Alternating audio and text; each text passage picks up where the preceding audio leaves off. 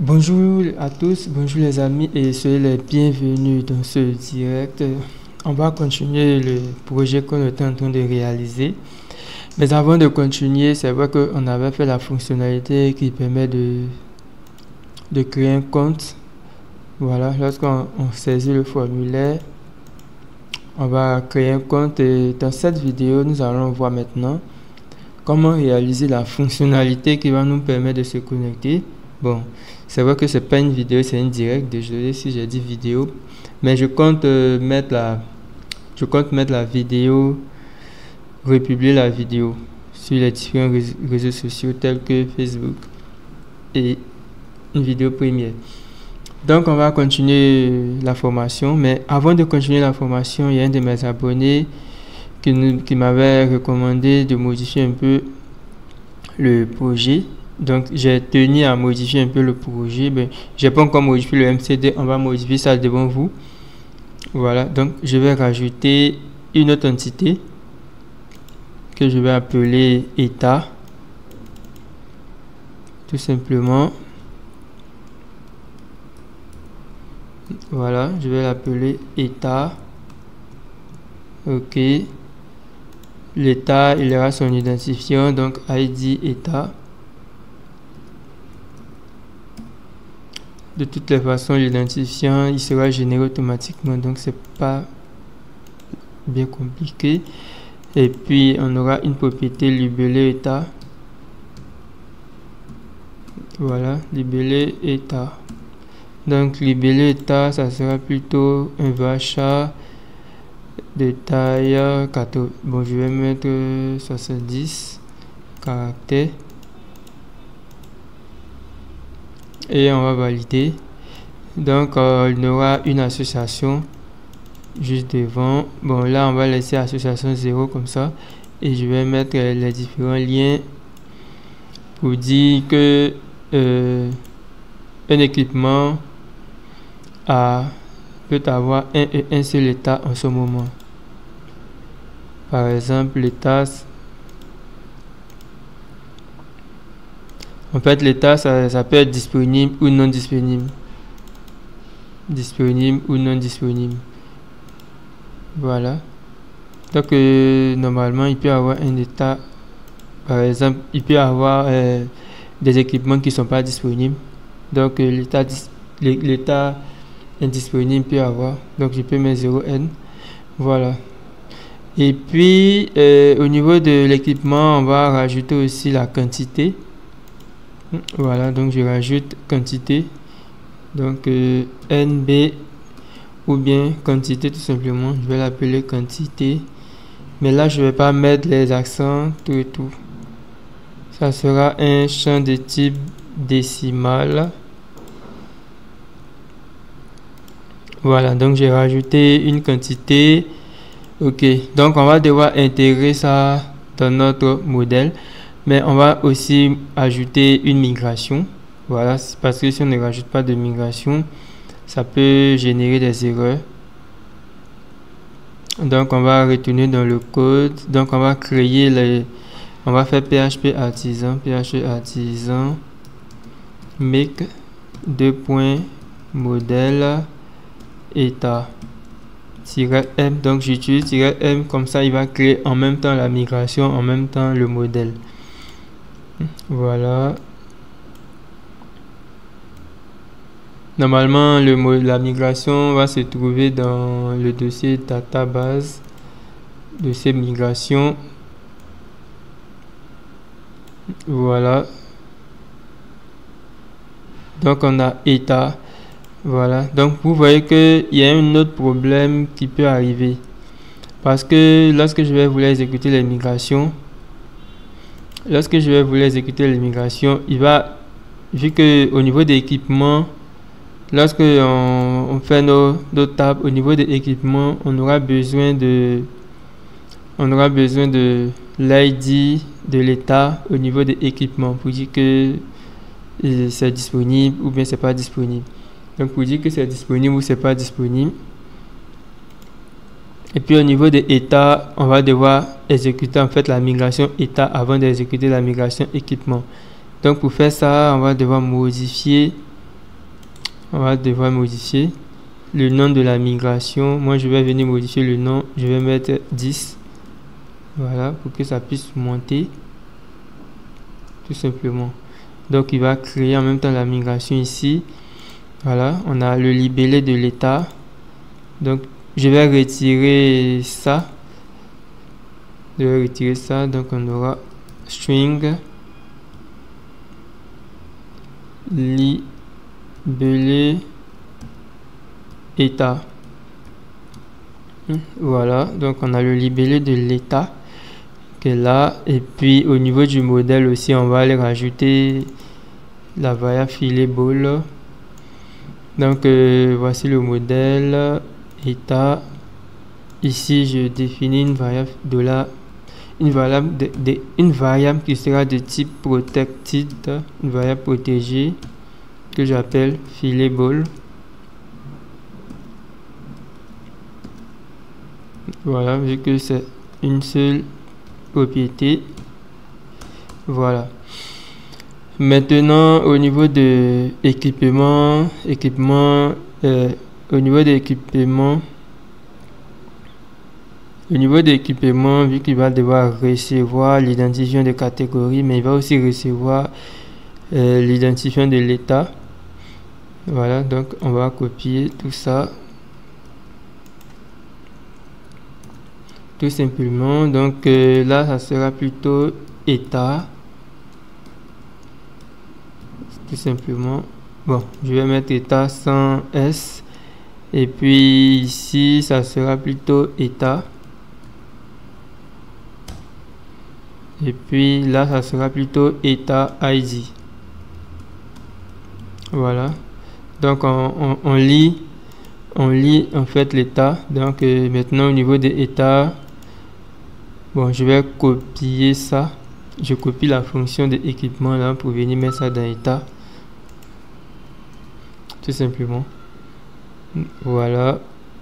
Ok, donc tout est bon. On dit un état à plusieurs équipements. C'est ça. Donc équipement, c'est il y a un S à la fin.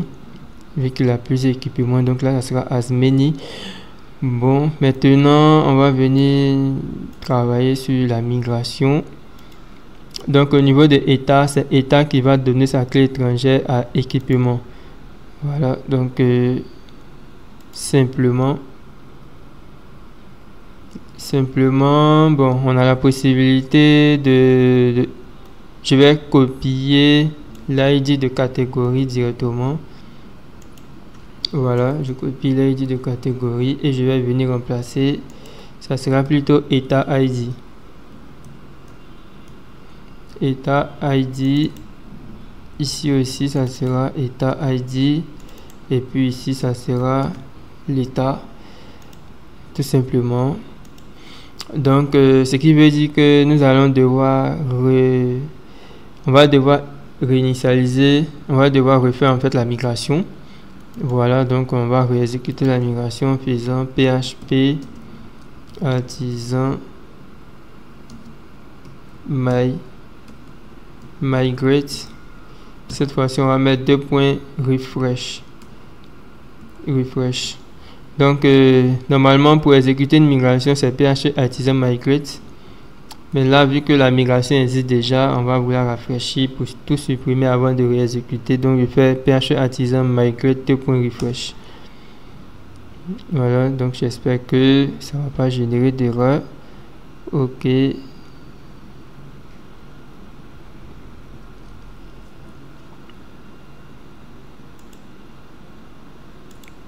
Voilà, tout est bon. Donc on va venir actualiser et vous allez voir que je vais actualiser. Vous allez voir qu'il y aura une table état qui a été rajoutée dans notre base de données. Voilà, la table état a été rajoutée dans la base de données. Voilà, au niveau de la base de données, moi j'ai décidé de ne pas afficher la variable qui va nous permettre d'afficher la date de création. Donc au niveau de état, on va venir cliquer et on va insérer directement nos données dans notre base de données. Voilà, on va mettre disponible ou non disponible simplement. Donc pour ceux qui nous suivent sur YouTube, Ici, nous sommes en direct sur YouTube. Surtout, je vous invite à vous abonner à la chaîne et vous pouvez directement laisser un message et je répondrai de temps en temps. Voilà, donc au niveau de état, là, le premier état ça sera disponible et le deuxième état, ça sera indisponible. Voilà, le contraire de disponible, c'est indisponible. On exécute.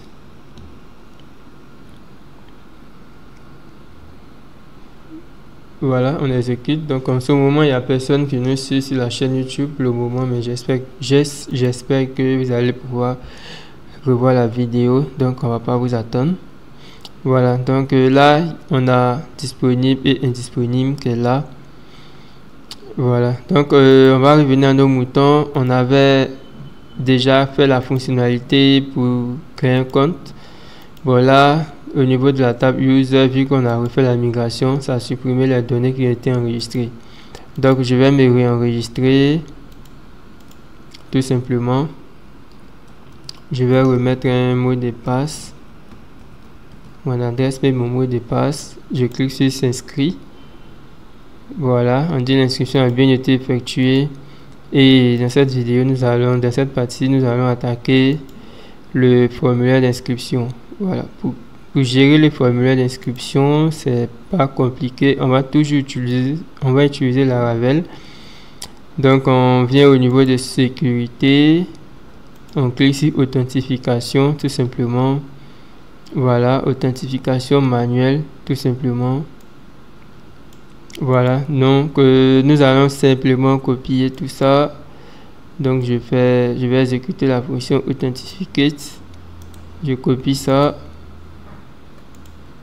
Au niveau de notre contrôleur, on va venir coller ça juste ici, simplement. Voilà, donc logiquement ça va fonctionner. Ok, donc je vais tenter de réécrire la variable haute. J'appuie pour réexporter. $response, pourquoi ça n'affiche pas? Ok, donc j'appuie pour réexporter. Voilà, ça avait généré une erreur. Donc on a défini une fonction authenticate, bon, que j'ai fait un copier-coller. Donc on a besoin de l'email, on a besoin du password. Voilà, ok. Donc on va devoir créer, non, on avait déjà créé la vue, donc je vais venir modifier la vue pour venir vérifier ici. Je vais venir vérifier la vue logging. Est-ce que j'ai renseigné le champ de type name? Bon, là j'ai pas mis le champ de type name, donc je vais mettre name. Le name, ça sera un password, le mot de passe, et ensuite l'email, ça sera email tout simplement. Et puis bon, on va venir copier le nom de la route qui est là, que je vais modifier. Ne vous inquiétez pas, je vais venir juste coller ça juste ici. Donc à la place de register, on va mettre login post tout simplement. On met login post. Donc ici on avait le nom d'une route. Ok, ici aussi on a le nom d'une route. Voilà, donc on va venir modifier la route ici. Donc on va créer la route en post. Donc là on a créé la route en get. On a créé la route en post pour register. On va créer la route en post pour login. Donc moi je copie simplement et je vais venir remplacer login, register par login. Ici aussi on va remplacer, on va mettre login tout simplement. Et puis ici, bon, à la place de login, on va mettre le nom de la fonction qui va nous permettre de s'authentifier.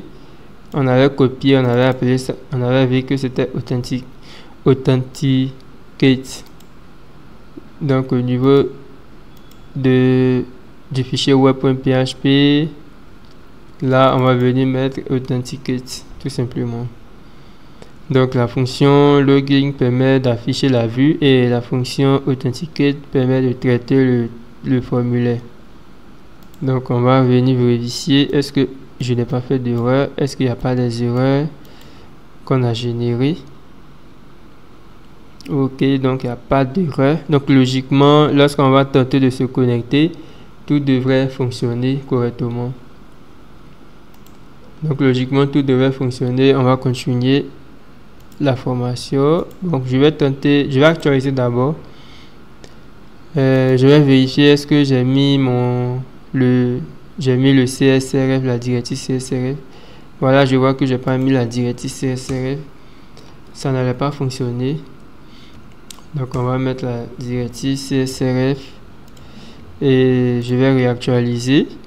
Maintenant que j'ai réactualisé, on va se connecter avec l'adresse mail qu'on avait définie et le mot de passe. Donc, logiquement, si tout est bon, voilà, ça nous retourne vers une vue dashboard. Donc, on n'a pas encore créé la vue dashboard. C'est pour ça que on nous donne une erreur 404 qui signifie page non trouvée. Donc, on va définir maintenant la vue dashboard. On va définir la vue dashboard et avant de continuer, on va faire une petite pause. C'est vrai que il est 8h59. Bon, il est presque 9h, mais on va faire une petite pause. Donc, je vais arrêter le direct et on va faire une petite pause. Donc, on va continuer notre formation. Bon, là, on va maintenant mettre la page de dashboard. Voilà, donc concernant la tâche de dashboard, nous allons continuer avec le fichier, avec le template de admin LTE. Voilà, donc le template de admin LTE, je l'avais téléchargé. Je ne sais plus où je l'avais mis. Non, il était plutôt dans ce dossier là.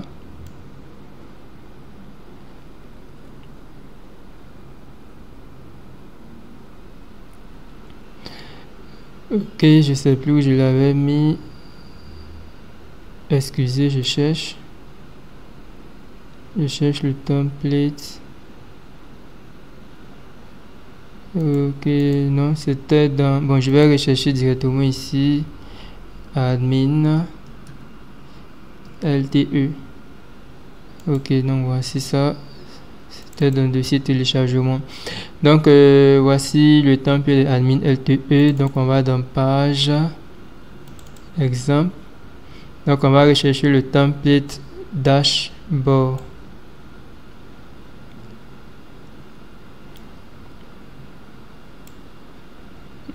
Où se trouve le template dash? Non, il n'y a pas dashboard ici. Non, c'est pas ici.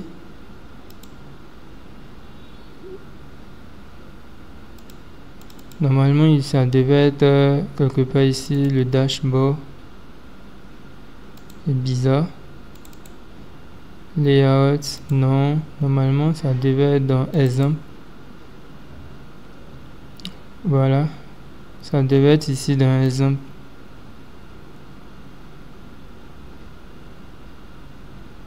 C'est bizarre. Bon, ce qu'on va faire, je vais rechercher admin LTE. Admin LTE. Et on va rouvrir le fichier qui est là. C'est bizarre. Mais pourquoi je ne retrouve pas le dashboard? Page. Table. Non. Voici la fenêtre de login qui est là. Ouais. Voici la fenêtre de login qui est là, mais bon.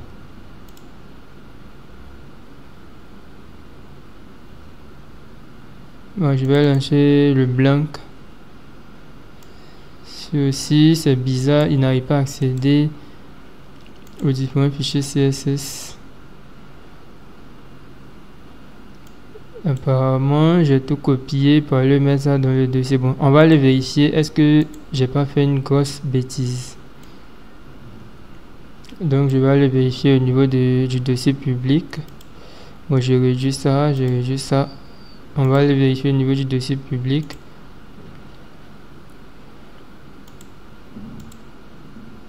Ben non. Ben non, mais pourquoi je ne retrouve pas le fichier dashboard? C'est pas normal. Normalement, le fichier dashboard devait être dans l'une des pages. Ok. Bon, on va redécompresser. On va redécompresser le fichier admin LTE qui est là. Je vais redécompresser. Voilà.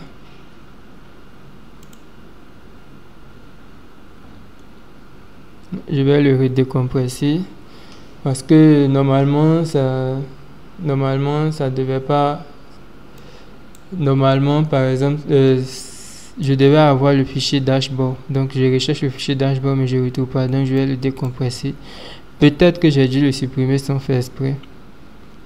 Peut-être. Donc on va patienter. Il va décompresser le fichier admin LTE.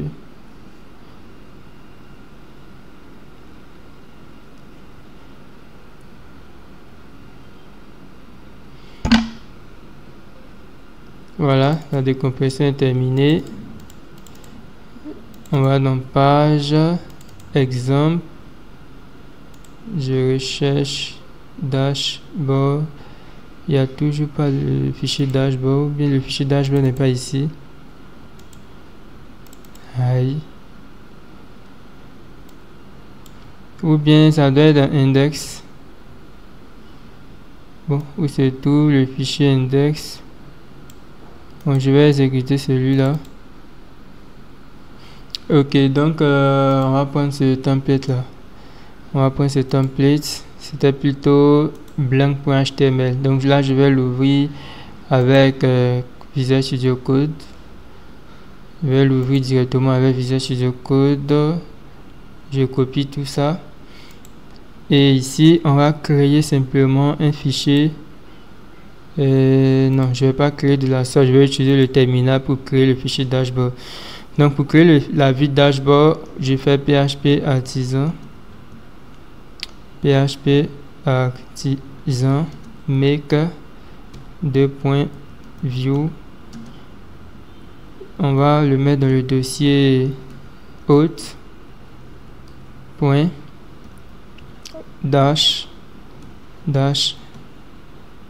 board. Voilà, donc quand j'exécute la commande, il va créer directement un fichier dashboard.blade.php. Ensuite, je vais copier tout ça à l'intérieur. On va retirer les éléments dont on n'aura pas besoin pour qu'il puisse voir tous les fichiers HTML, CSS. Tous les fichiers HTML, CSS. Voilà. Donc, juste en haut, il y a les éléments qu'on va retirer.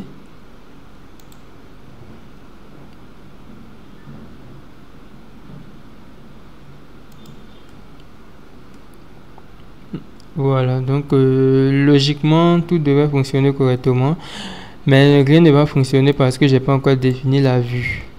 Mais pour définir la vue, on va aller au niveau de notre fichier web.php et nous allons définir, nous allons mettre un commentaire d'abord. On va mettre dashboard et nous allons pouvoir définir la route. On va définir la route en get. Donc la route en get, ça sera slash dashboard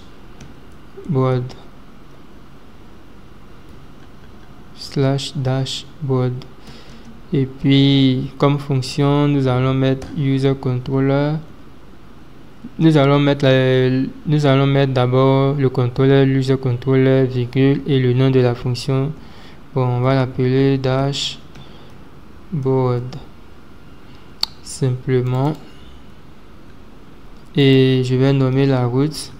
Comme ça, le jour où on décide de modifier la route lors de l'appel, on va venir juste modifier le fichier web.php. Voilà. Comme convention, moi je nomme toujours mes routes. Maintenant, on va aller maintenant au niveau du contrôleur pour définir la vue qui va nous permettre d'afficher la route. Voilà. Donc, je vais mettre vue dashboard. C'est ici que je vais déclarer notre fonction publique function dashboard.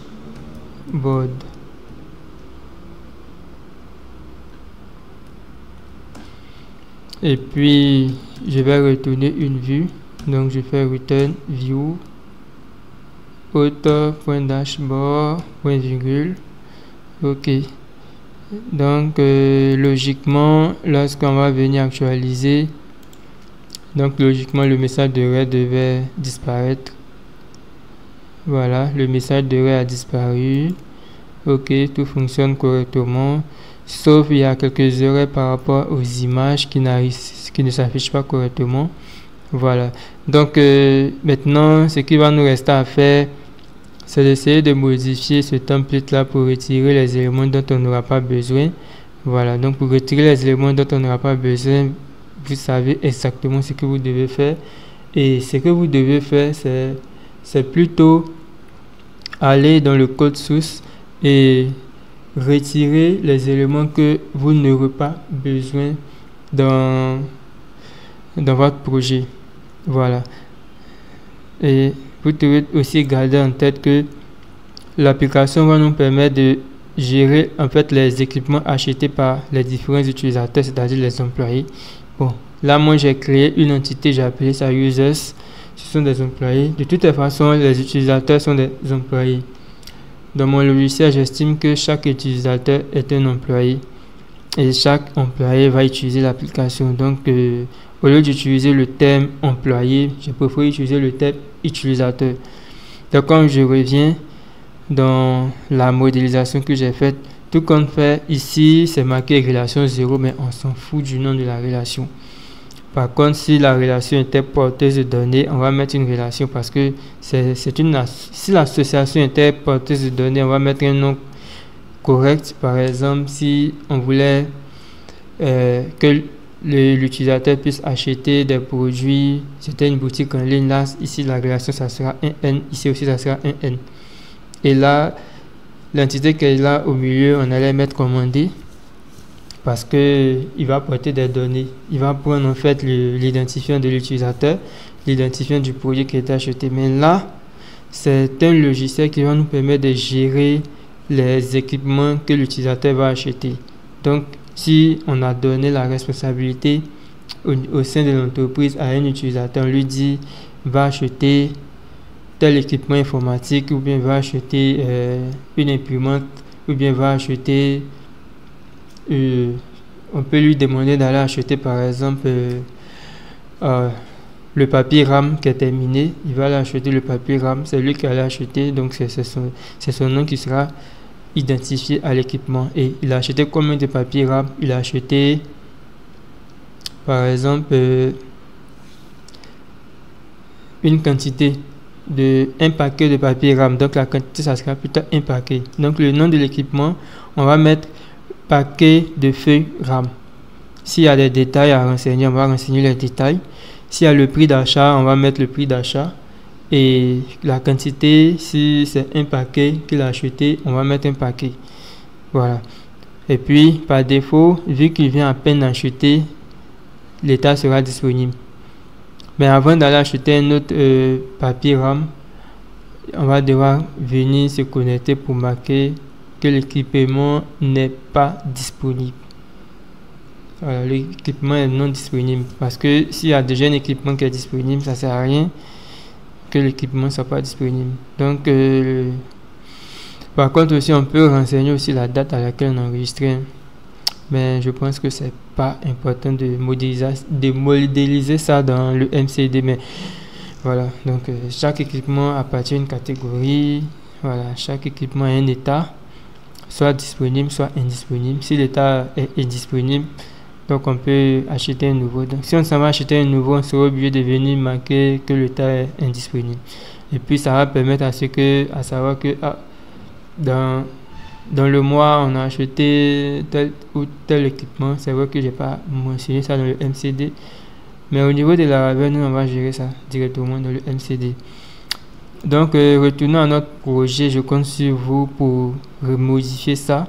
Ça, c'est parce qu'il y a en fait une image que le code du dashboard va appeler. Et l'image que le code du dashboard va appeler, en fait, c'est une image de admin LTE. Mais le souci avec cette image-là, c'est que il y a une petite erreur parce que je vais vous montrer, vous allez voir le code. Donc je retourne dans le dashboard. Voilà, donc je retourne dans le dashboard. Bon, ça, il faut que je retire le lien et je vais mettre un dièse. Donc il y a des éléments que vous allez juste repérer et puis vous allez venir enlever parce que ça ne vous intéresse pas. Donc les éléments que vous allez voir qui ne vous intéressent pas, avant de retirer, je vous recommande de les mettre en commentaire. Donc ici, on va retirer ça. Par exemple, le nom, ça vous pouvez retirer le nom peut-être. Vous pouvez mettre un autre nom. John Doe.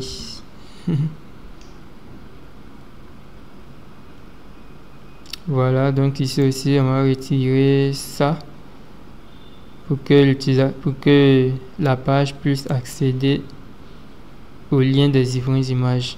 Mais il y a des éléments qu'on doit retirer carrément. Voilà, donc bon, là je vais retirer ce lien là, que je vais mettre un dièse à la fin parce que je ne veux pas qu'il redirige vers un lien. Bon, ici c'est plutôt le lien de admin LTE. Voilà, donc on va le rendre accessible. Ici aussi. Bon, je n'ai pas encore modifié tout. On va venir actualiser et vous allez voir que admin LTE apparaît correctement et on a le lien de l'image qui apparaît correctement. Bon, je pense qu'on va s'arrêter là pour ce direct. C'est vrai que j'ai pas été très long. Bon, vu qu'il y a personne de connecté au direct, donc je vais arrêter cette vidéo et je vais faire le montage pour publier pour les personnes qui n'ont pas suivi ce direct. Bon, mais avant, l'exercice que nous allons faire, c'est que avant de continuer le direct, je vous recommande de personnaliser cette vue là et retirer les éléments dont vous n'aurez pas besoin, et puis personnaliser, retirer dashboard et puis mettez les éléments dont vous aurez besoin pour le projet. Donc en fonction du modèle conceptuel qui est là, votre défi c'est de modifier la sidebar. Modifier la sidebar en mettant peut-être catégorie, équipement, état de l'équipement, soit indisponible ou disponible. Mais là, on aura catégorie, on aura plutôt équipement, utilisateur, voilà, des informations concernant les utilisateurs, comment modifier. Donc, essayez de modifier l'interface pour qu'il puisse accueillir en fait les éléments de notre projet. Donc je compte sur vous pour le prochain direct samedi prochain. À bientôt.